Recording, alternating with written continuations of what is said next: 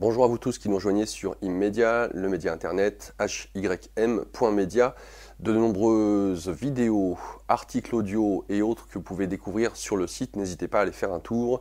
Un séance prenante aujourd'hui pour vous parler d'une série américaine, Stranger Things, avec entre autres comme guest star Winona Ryder, son grand retour. Personnellement, j'adore cette actrice et à travers cette série, eh bien, elle revient en force.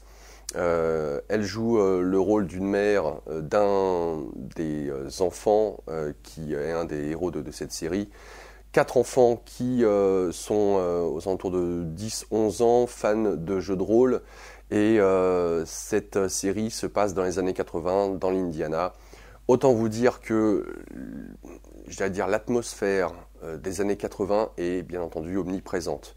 Surtout à travers la musique qui est là, qui vient nous ramener à quelque part cette insouciance des années 80 où on pouvait faire du vélo sans avoir un casque et des genouillères sur soi.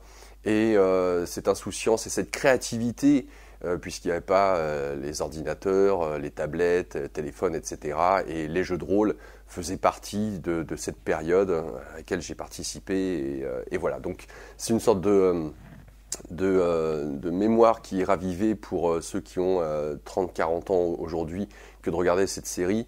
La musique est omniprésente, c'est des grands tubes des années 80 et qui vient souligner, accompagner bien entendu les différents événements de la série. Ces 4 jeunes adolescents se retrouvent donc fans de jeux de rôle, je le précise, c'est important, qui se retrouvent à voir la disparition de l'un d'entre eux. Et arrive au sein de la série une jeune fille comme tout droit sortie d'un hôpital avec le chiffre 11 marqué sur son avant-bras. Alors ça peut faire référence à Akira pour ceux qui connaissent et qui est doué de pouvoirs psy. Je vous en dis pas plus si vous ne l'avez pas encore découverte cette série. En tout cas, ce qui pour moi est vraiment super, c'est que c'est une série que je qualifierais d'efficace. Efficace dans le sens où nous retrouvons un peu l'ambiance des Goonies, le film des années 80, les coupes de cheveux, la musique, les voitures, cette ambiance, les jeux d'arcade, enfin bref, toute cette ambiance-là est omniprésente et c'est un vrai régal de se replonger un petit peu dans cette période-là.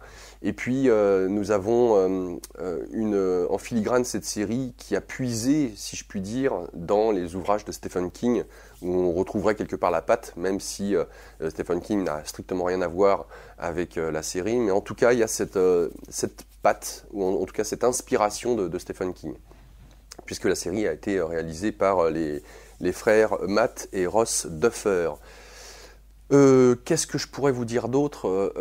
C'est une série donc que je qualifierais d'efficace parce que c'est pas une série d'horreur, c'est une série de fantastique, mais l'ambiance est bien soutenue. Il y a 2 saisons pour le moment et voilà, c'est un régal, c'est un plaisir que d'avoir à suivre ces enfants qui quelque part vont sortir de leur jeu de rôle pour vivre dans la réalité et être confrontés à un monde parallèle.